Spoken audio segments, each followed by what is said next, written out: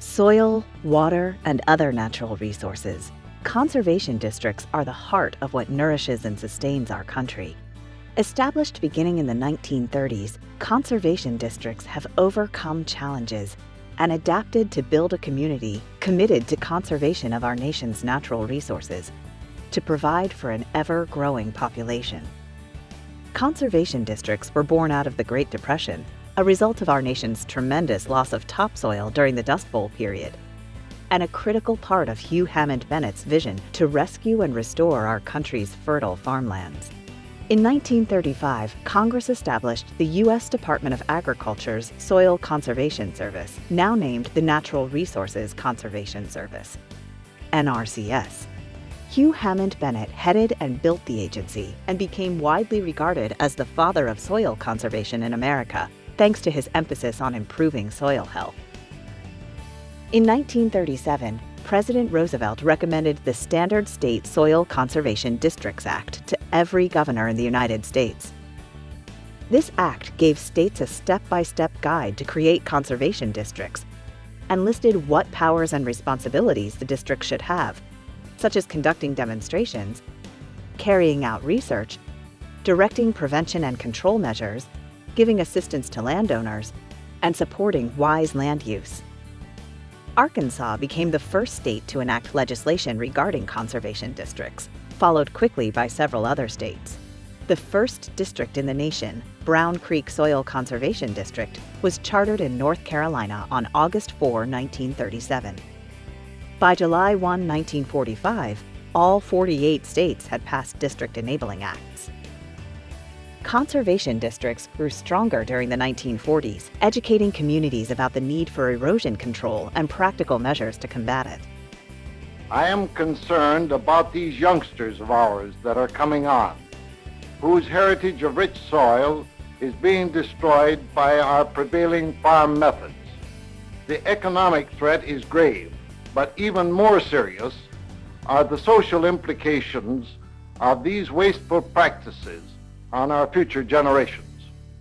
As World War II ended, districts recognized heavy-duty military equipment could be utilized in the fields of America to protect and develop soil and water resources. In January 1946, district representatives met in Washington, D.C. to support legislation repurposing surplus equipment for use by districts. The proposed bill died before it could get out of committee, leading districts to realize they lost simply because they were in an unorganized group, speaking with many voices rather than one.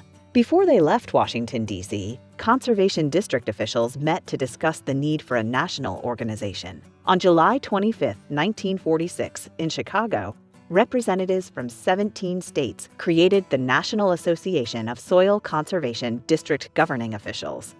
In 1970, the name was shortened to the National Association of Conservation Districts.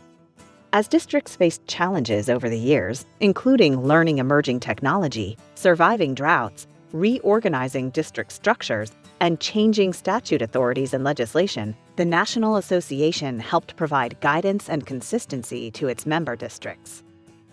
With conservation districts' leadership, dedication, and locally led approach, landowners and communities have continued to improve their land productivity, water quality, wildlife habitat, and quality of life.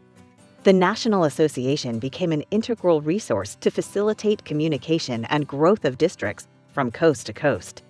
NACD strived then, as it does today, to provide local conservation districts with a more powerful, unified national voice. Throughout the years, conservation districts have changed in structure. During their inception, conservation districts were led only by a governing board. Today, while those local boards still guide districts, the range of partners has grown dramatically. Most districts are co-located in service centers with conservation delivery partners like NRCS. Conservation districts develop partnerships to provide local, technical expertise to their community's landowners, preserve the nation's forests, and assist customers with conservation planning, soil health initiatives, and education outreach and events. They serve as the local government in the federal, state, and local government conservation delivery system. The nation's nearly 3,000 conservation districts are at work in almost every county in the country and in U.S. territories such as Puerto Rico and Guam. As the nation's population continues to shift from rural communities to urban areas, conservation districts are hard at work creating urban conservation initiatives and engaging future conservation leaders while still addressing conservation needs across the forests, farms, and grasslands of the nation. The conservation districts have been so phenomenal with everything that they've done for us. They actually were the ones to reach out to me. They said that they realized that this program was in existence, that they realized the importance of educating our youth about agriculture, and they wanted to be a part of that message of promoting agriculture with these students. Especially here in an urban setting, we're here in the heart of Nashville. Most of our students have never set foot on a farm, and so the local districts are aware of this, and so they wanted to do whatever they could to be able to get these kids involved in production ag. Conservation districts continue to gain strength through grassroots advocacy, educating future generations, improving capacity for customer services, providing networking opportunities, and outreach to underserved communities. By focusing on the locally led model rather than regulations or enforcement, districts are able to help their fellow neighbors help their land and protect it, even when disaster strikes. Recently, we had a wildfire in Dewey County where it consumed over half the county that totally burned. With 70-some structures, nearly 1,000 head of cattle in my area. 4 out of my 5 board members had great devastation themselves, but yet the district pulled together. Time of need, most of us didn't know what to do, but yet we knew we had to help everybody else. Other districts came in to help us as well for donated hay, feed.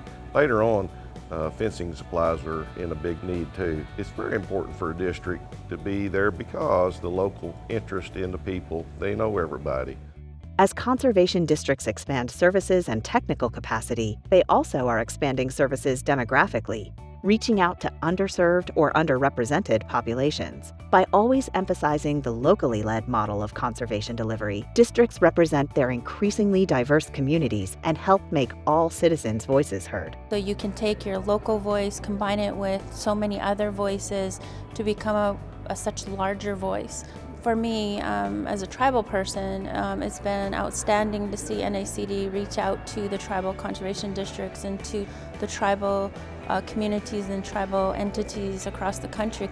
Conservation districts have changed from primarily preserving farmland to providing expertise and guidance for all landscapes. We have been locally led from the beginning, and we continue that way today. The future of conservation districts is the future of our nation's natural resources. We are many communities and many landscapes, with one mission and one voice. The farmers and ranchers that are putting conservation on the ground is really almost immeasurable. They do so much that I don't think people even recognize or appreciate all that we're doing. We really need to be thinking about recruiting the young people to be involved in the conservation district movement, to be involved on the boards, but we have to empower them. We have to let them be involved. They have a lot of energy and talent, but to build them as leaders, we've got to bring them in and let them be those leaders. As conservation districts look to the future, we must continue to expand our outreach, especially to the next generation. We must utilize new technology to make conservation data and guidance more accessible. We must provide resources to teachers and encourage younger generations to get involved. We must continue to promote soil health practices, help urban dwellers manage their landscapes, and provide leadership on natural resources and environmental issues. There will always be new challenges, new administrations, new interpretations to the Farm Bill and other programs that we deal with. We work hard to adapt to those, work with our partners, and move forward with conservation work to put good conservation on the ground. We are only going to be able to feed 9 billion people by the year 2050 if we do so in a way that is sustainable. That's why the work conservation districts do is so important. Districts are the lifeblood of what nourishes and sustains our country's natural resources. As we look to the future, districts are taking on new natural resource concerns across the country, and it will require everyone to be engaged to solve and address them. We must build on the proven success of today's conservation districts to ensure conservation delivery will be stronger now and in the future.